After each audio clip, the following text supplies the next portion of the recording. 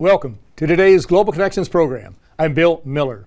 What types of stresses are being placed upon the ocean as far as damage to the reefs, pollution, and those types of issues? Today we're going to take a look at this and see what we can do possibly to help improve the state of the health of the oceans. My guest today is expert in this area. My guest today is Peggy Callis. Peggy Callis is the coordinator of the High Seas Alliance, and she has practiced international and environmental law for over 25 years. Peggy, welcome to today's Global Connections program. Thank you, Bill. It's a real pleasure to be here. I appreciate you being with me today. Let's talk about the High Seas Alliance, HSA. What exactly is this group? When was it formed? Why was it formed? So the High Seas Alliance was formed in 2011, and it's a partnership of 35 leading environmental non-governmental organizations and one intergovernmental organization, IUCN. Some of our leading partners include Natural Resources Defense Council, Greenpeace, World Wildlife Fund, the Nature Conservancy, a number of regional environmental organizations. But we came together with the key mission to improve global governance of the high seas. And the high seas are those areas of the ocean that are beyond any national borders. So beyond the exclusive economic zones, beyond 200 nautical miles and the continental shelves, the whole ocean beyond those areas are the high seas, and they are global commons. They belong to all of us. And we realize that there's really no one overarching framework to govern the high seas. And we were established really going into the Rio Plus 20 conference. Mm-hmm. Now, our viewers can go to your website, highseasalliance.org, and get more information about what you're talking about and maybe what we won't get a chance to talk about today. You mentioned what the high seas were. Basically everything beyond the 200 nautical mile economic extended zone, or EEZ, whatever that is, and which, as I recall, that comprises like 60% of the total mass of the Earth, and then you go 200 miles in, we're talking about 70% of the mass of the Earth being the ocean. We grew up talking about the Pacific Ocean, the Arctic Ocean, the Atlantic, but really it's just one big ocean, is it not? Well, that's right. When we refer to the ocean, we call it the ocean, not the oceans, because it is all interconnected. They are all interconnected. And you mentioned, so the mass of the high seas actually comprises 50% of our planet, our blue planet. And so, what we've often thought is what's out of sight is out of mind.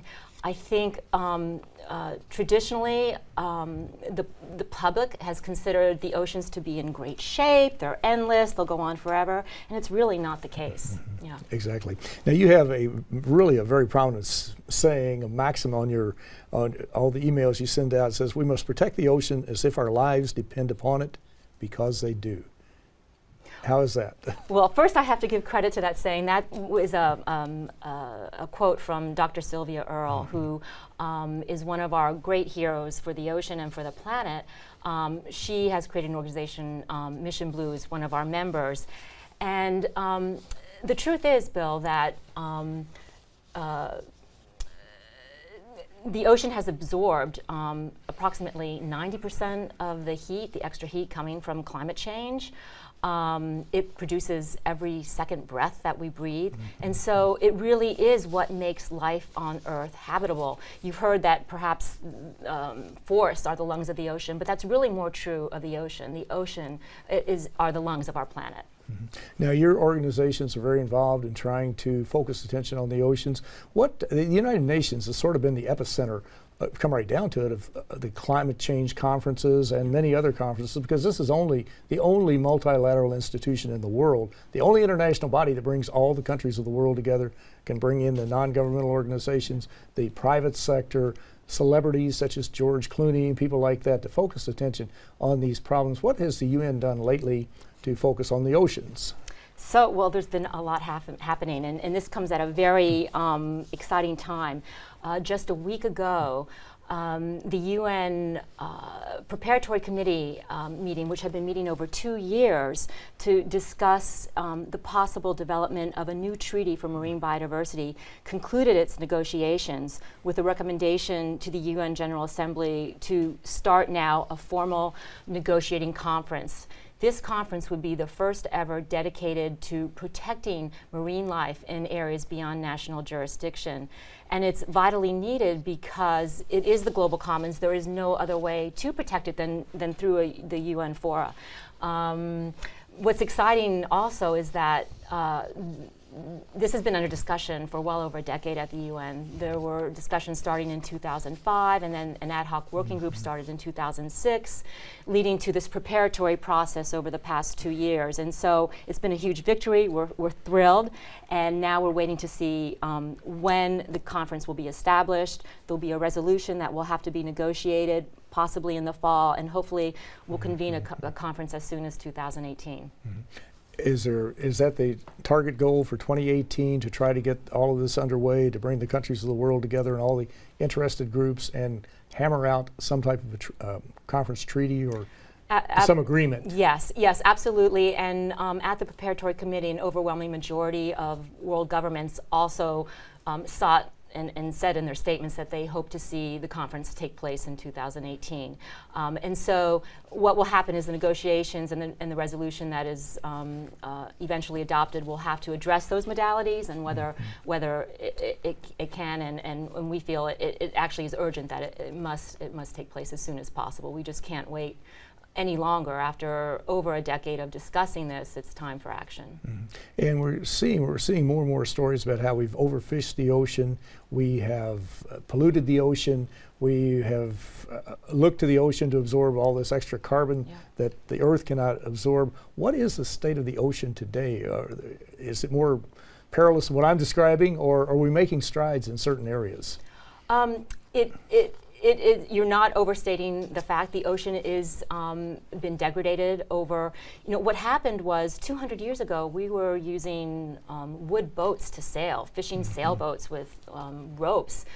After the Industrial Revolution, it allowed new technologies to go deeper and farther than ever before. And so not only do you have industrialized fishing, like the bottom fishing and other destructive fishing practices, but you have the pollution and the plastics that were not even invented 100 years ago. And you have the other residual global warming taking place from anthropogenic activities. And so all of these are as a result of human activities. And so the condition is worse than it has been ever before. But there is good news, and the good news is that this has also been the year of the ocean. There has been so much focus at the UN here.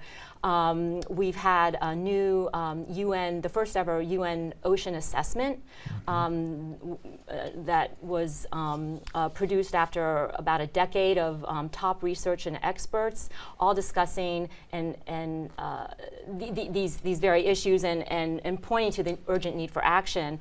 That was followed up most recently, just in June, we had the first UN Ocean Conference, where the world stage, the UN was the world stage, reflected what's happening on the ocean, leading into this most recent Preparatory Committee meeting on the ocean.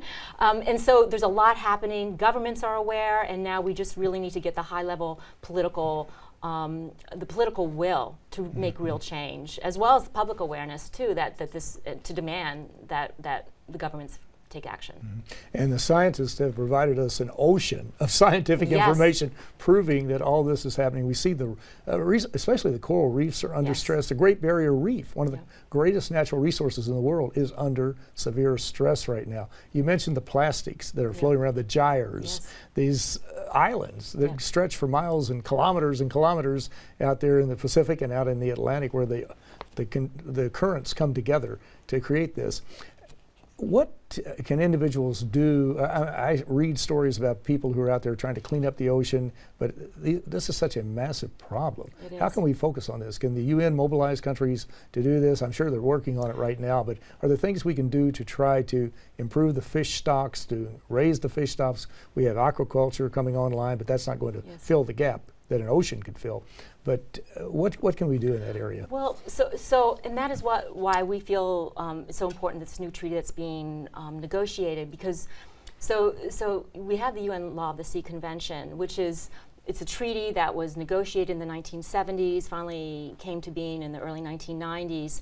But at the time it was negotiated, we didn't even know about, we were just starting to learn about chemosynthesis and that life could develop without sunlight. Deep sea vents were just being discovered, and so there wasn't really awareness of of the rich biodiversity that lives in the deep sea. Because of that, the UN Law of the Sea Convention doesn't even mention the term biodiversity. And so while it's a framework for ocean activities, it doesn't address conservation in areas beyond national jurisdiction. What we have now is a piecemeal approach where we have regional bodies that govern regional fisheries management organizations. Those provide catch allowances and for certain fishing. You have the International Maritime Organization for shipping. You have a lot of different small bodies and regional treaties, but no overarching framework. And because of that, you have a large amount of gaps in the system. And so what governments have been talking all these years about is having a single global treaty that could bring coherence to all the different systems that are out there and also fill the gaps that are presently found. And so what this treaty would do would allow us to establish marine protected areas and marine reserves that would provide resilience to vulnerable marine ecosystems and vulnerable areas. And that's where we see the real value, as well as provide for the need and the requirement to take environmental impact assessments before any activities are undertaken in areas beyond national jurisdiction. EIAs are already commonly done in many within national EEZs, but there's no way to do them in the international waters because there's no regulation to do them. And so all these gaps we hope will be finally addressed by this new treaty. And it's very important that all countries participate in this treaty. This was adopted, I guess, it came sort of online in the late 70s and then into the 80s. And as I recall, the United States, only a handful of countries that have not signed on to it, even though in the United States, the U.S. Navy, the business community, the environmental groups, labor unions, faith-based groups, all have been supportive of joining the Conventional Law of the Sea Treaty, but up to this point we have not done that. Why should we do it? Because all the reasons you just mentioned. Well, absolutely, and really the U.S. has been, it does participate in the meetings, and so while they haven't signed on to the treaty, they do participate, and it has become basically the law that the U.S. participates in. But we in all countries should participate. First of all, all treaties at the UN are negotiated on a consensus basis, and that makes it, sometimes it makes it difficult because there have to be compromises made. But in the end, this is a global problem, and the only solution is when we all come together globally to solve it. And so it's the only way that we can make any progress going forward. Well, you're watching Global Connections Television, which is a privately funded, independently produced program. The opinions expressed on Global Connections are solely those of the moderator and his guest. We would invite our viewers to go to our website at www.globalconnectionstelevision.com to view previous programs. Also, if you're involved with any type of a PBS or community access television station, or perhaps an educational institution that has an intra-campus television hookup, or you just have a website and you'd like to share our programs, please feel free to do so. Go to globalconnectionstelevision.com, download the programs, and distribute them. Global Connections is provided free of charge at no cost as a public service to better help us understand how we are involved in international issues and that these international issues do impact our lives. Today we're taking a look at a body that affects all of us, and that is the ocean, or the oceans, whichever you prefer. And my guest today is Peggy Callis. She is the coordinator for the High Seas Alliance, and she's going to bring us up to date on the state of the ocean. Peggy, we're talking about the deteriorating state of the ocean, unfortunately, and what the UN is doing in this particular area. Are there any other activities that are underway that are out there looming on the horizon that we need to be thinking about over and above what's going to come up between now and 2018. But what would the ideal treaty look like as far as, say, in 2018 they hammered it out, everybody came to an agreement? That would be very interesting if they could do that. But assuming that something like that did happen, what would it do in the future? Mm-hmm. Thank you for that question. And first, I think we think that the negotiations for this treaty will take more than 1 year. So even if they convene in 2018, it's likely that they'll go through 2019 and maybe an additional year. But what's been decided already is that these treaty negotiations will address a package of elements, and this was agreed some time ago during the ad hoc working group process. And so 4 of the main topics that will be addressed in the treaty would be marine genetic resources, the scientific development of marine genetic resources, and the sharing of benefits is one issue. The other is area-based management tools, including marine protected areas and marine reserves, which would be the creation of what we like to think of the national parks that we have on land, but they're areas set aside in the ocean that would provide a buffer to the rest of the ocean. So, for instance, the marine reserve is the most highest level of marine protected area and would allow no activities in those areas. And just aside on that, I mean, one of the most important things we ever did in the U.S. was the creation of national parks like Yellowstone. And that's very much needed now in the ocean. A way to bring the biodiversity to have a chance for it to have resilience and come back to life. I mean, we spoke a little bit about the ocean absorbing so much heat, and the effect of that is extremely acidic ocean where you see the coral reefs dying off. And so if we don't have areas set aside where there's just no activity taking place, allowing chances for regrowth and to regenerate, we really see this as the best way to fight at least the effects of climate change in the ocean. Other areas that will be addressed in the treaty again will be the environmental impact assessments. They're already called for under the Law of the Sea Convention, but the Law of the Sea Convention doesn't provide any way to undertake them, and so now we need to fill that gap. And the last part would be addressing capacity building and technology transfer for developing countries. So these are 4 broad elements that would be parts of the package, but we're very excited about the aspects of marine protected areas and environmental impact assessments in particular. Mm-hmm. Now, in 2005 to 2011, you worked with the United Nations Deep Sea Coalition Convention, or some title along that line. What exactly was that, and what were some of the findings of that group? Sure. So the Deep Sea Conservation Coalition is actually a non-governmental organization. It isn't part of the UN, but I worked here at the UN working with governments on that. So one of their main missions at that time when we were undertaking that. We were trying to get a ban on what we find is the most destructive fishing practice is deep sea bottom trawling. So if you don't know what that is, it's dragging a heavily weighted net, approximately the size of a football field, across the deep seabed floor. It pretty much destroys and turns into gravel everything in its path.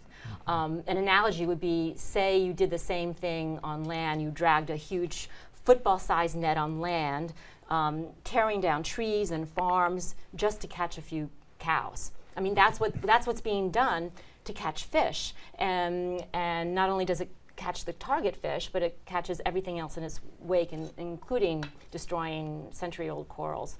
So we were seeking a total ban on this fishing practice, and we didn't get that. But what came out of that was a very important resolution in 2006. It's 61-105. And it's been a hallmark in that it provided the first governments who were fishing in deep seas agreed to close off high seas fishing areas where there are known vulnerable marine ecosystems or likely to be found vulnerable marine ecosystems. Now, that's the ideal, that's what they agreed to do, but take it now to 2017, 11 years later. While a lot of regional fisheries management organizations have implemented this resolution and new ones have been established, we're still finding that it's difficult to implement that high ideal. And so that organization, the DSCC, is still now very much working to make sure that there's implementation as needed. In 2016, there was another resolution where governments agreed that things had not been fully implemented, and to enhance implementation, there'll be another review in 2020. And so I think the story from the lessons learned from that is yes, you can get resolutions on individual specific areas. They take a decade to agree to and follow up on, and still you don't have implementation. It really points to the need for a treaty that provides overarching regulation and mechanisms so that you don't have to do this piecemeal. So. And you were talking about these trawlers that come along with Yeah. these huge nets, and basically are destroying the ecosystem at the Absolutely. bottom of the ocean. And not to mention they're picking up all these fish. Most of them they probably don't even want, Exactly. and they throw them out. You mentioned another practice too, finning. Well, you alluded no, to sharks. no. We alluded to that. The finning problem that where sharks are captured, cut their fins off and throw them into the water. This is a serious problem. We're destroying the ocean with just 7.4 billion people on the planet. What is it going to be like in 2050 if we have 9.5 to 10 billion? Well, pretty yes. bleak.